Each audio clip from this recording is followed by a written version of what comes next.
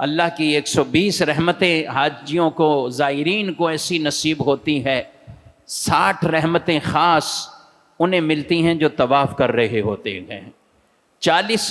رحمتیں خاص انہیں ملتی ہیں جو خانہ کعبہ کے پاس نماز پڑھ رہے ہوتے ہیں، خانہ کعبہ کے سامنے نماز پڑھ رہے ہوتے ہیں۔ ذرا رش کریں ان کی حاضری پر، اور تمنا رکھنی چاہیے اللہ بار بار یہ سعادتیں عطا فرمائے۔ تو کعبے کی طرف رخ کر کے نماز پڑھنا اور ایک وہاں پہنچ کر نماز پڑھنا، اللہ 40 رحمتیں انہیں عطا فرماتا ہے۔ اور کچھ وہ لوگ ہیں جو نہ نماز پڑھ رہے ہوں، نہ طواف کر رہے ہوں، نہ طواف نہ نماز، بس وہ دیکھ رہے ہیں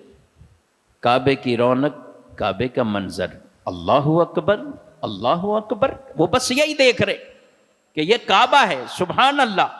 اور کچھ نہیں کر رہے، نہ زبان سے کوئی کلمہ پڑھ رہے ہیں، نہ تسبیح پڑھ رہے ہیں، نہ کوئی اور تقدیس، نہ کچھ اور تحمید کے کلمات پڑھ رہے ہیں، بس ٹکٹکی باندھ کر کعبے کو دیکھ رہے ہیں۔ اللہ کو ان کا دیکھنا بھی اتنا پسند آتا ہے کہ 20 رحمتیں انہیں بھی عطا فرما رہا ہے۔ تو میں کہتا ہوں جب آپ تھک جائیں، طواف نہیں ہو پا رہا،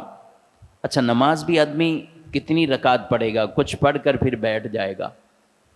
تو پھر ادھر ادھر نہ بیٹھیں حاجیوں، اگر موقع مل جائے تو پھر وہاں بیٹھیں کہ آپ اپنی نگاہوں سے کعبے کو دیکھتے رہیں، بس یہاں بیٹھ جائیں، کیونکہ یہاں دیکھتے رہیں گے، اس دیکھنے پر بھی اللہ اجر و ثواب عطا فرمائے گا، اس دیکھنے پر بھی، یہ عبادت ہے، دیکھ رہے ہیں عبادت کا ثواب، سبحان اللہ، قرآن کے صفحے دیکھتے ہیں عبادت کا ثواب ہے۔ آپ بظاہر قرآن نہیں پڑھ رہے مگر دیکھ رہے ہیں، قرآن پاک کو دیکھا، سبحان اللہ، یہ دیکھنے کی یہ تو ثواب حاصل کریں، باوضو قرآن کو ہاتھ لگائیں ثواب ملے گا، پکڑنے پر ثواب، ہاتھ لگانے پر ثواب، دیکھنے پر ثواب۔ اب آدمی پڑھنا شروع کر دیتا ہے اور سونے پہ سہاگا اور ثواب عبادت، تو دیکھنے والی عبادت وہ کبھی اس سے محروم نہ رہا کریں۔ تو اس لیے جو حجاج کرام ہیں، آپ کو تو وہ موقع ہے، خانہ کعبہ دیکھیں گے، آپ